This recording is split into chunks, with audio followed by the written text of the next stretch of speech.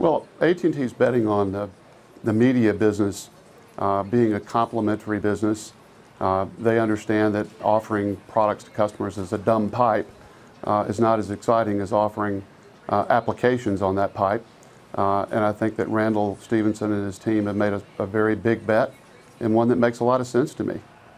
It was interesting, if you go back to the Code conference a few weeks ago, Randall Stephenson was there being questioned by Peter Kafka, and Peter said to him, I don't get the rationale for this deal. Explain to me why you want to do this. Why does AT&T so badly want Time Warner?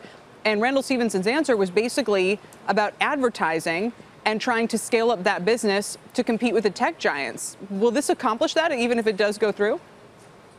Well, look at what's happened since this merger was announced 18 months ago.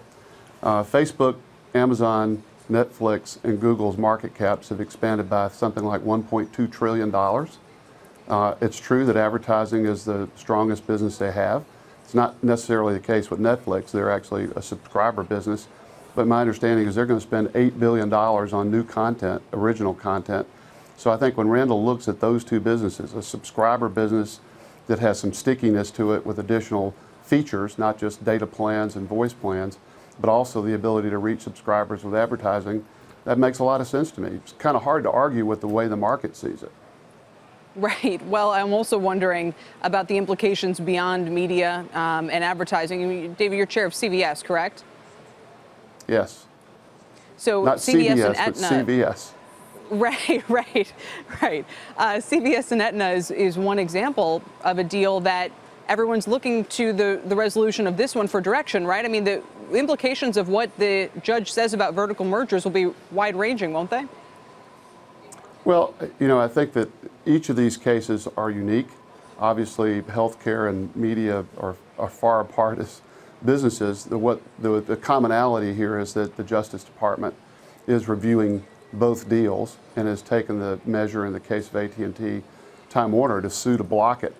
And so I think we are all anxious to see how the judge interprets this, because I think even in the last week, the Justice Department has said things like, no, not all vertical mergers necessarily harm consumers, or something to that effect, or we won't treat them all the same. Don't use this as a template, which we took some consolation in, even though we're in the review process. We have a different set of facts, which I think has to be considered in each of these cases, and why it goes to court and why a judge has to rule. Yeah, and they say don't consider this a template, but people will anyway, guys, I'm sure. Well, it has to filter clearly into lay out your kind of risk why. assessment of any deal. You have to say, well, there's at least some chance you have to be, aware of that it's going to be ruled against. What do you think about the advertising angle here? What is Randall Stephenson trying to achieve? Is it the kind of thing where when I'm accessing information distributed over one of their properties that I'm getting a lot more targeted advertising than I am right now? So you have the data, you have the ability to be smarter about advertising, you have the ability to better utilize the network. I mean, that really is. AT&T is a network, and it always has been. This is a different way to kind of get a greater return off the network, the transmission of data, than just being a commodity provider. That's the logic there. I mean, there's a cynical side that says, too, look, they're kind of grabbing a huge pile of cash flow that's going to bolster their ability to maintain their dividend over time. It's a financial transaction as well as a strategic one. This is going to change the image of AT&T, I believe, for all investors. It's a value company right now. Are you an owner of AT&T? I am. And it has a 10 PE. It has a 5.8, 5.9 dividend yield. I mean, this is a value stock. And it's no longer going to be Ma Bell after today if they win. But it's not Ma Bell now. No, but it's still considered a telecom company. Yeah. And now it's going to become a content media company. And he was right. It's going to start being valued like the Netflix, Amazons, well, I'm sure that's what they hope. That is what they hope. But that's probably will happen. With stability and profitability. Yes, exactly. So, I mean, those are big, big distinguishing factors. I mean, once it does become that content play, theoretically, you are now putting a jolt of life back into this company. I'm not saying it was dead or sleepy, but you can put AT&T in your back pocket. Of 10, so clearly, but investors are going to look back, I believe, in 5 years from now and say, "My God, we could have bought AT&T at a 10 PE with a 5.8% dividend yield, and now its PE is going to go up after this. All right, David, we have to go, but in that if they don't win, then what? Then it's just, then I guess it's the opposite of everything we're saying, right?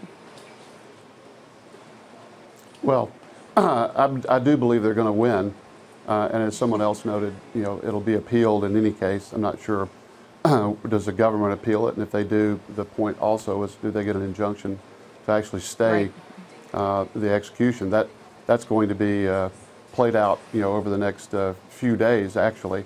But I think that, you know, AT&T bought DirecTV to give them a place to aggregate content, not because they were looking for an aging satellite network for distribution. They were looking forward, and I think as 5G rolls out, we're all going to realize, you know, how much power this new network technology will have and how many new uses it'll be, not just for media content distribution, but a whole lot of other things. And oh, by the way, remember there are 3 other network players in the U.S. alone with Sprint, T-Mobile, and Verizon. There are a lot of other big media companies, including Comcast. So the notion of integrating distribution and content's not new. Excuse me. John Malone started doing it 30 years ago. Hey there, thanks for checking out CNBC on YouTube. Be sure to subscribe to stay up to date on all of the day's biggest stories. You can also click on any of the videos around me to watch the latest from CNBC. Thanks for watching.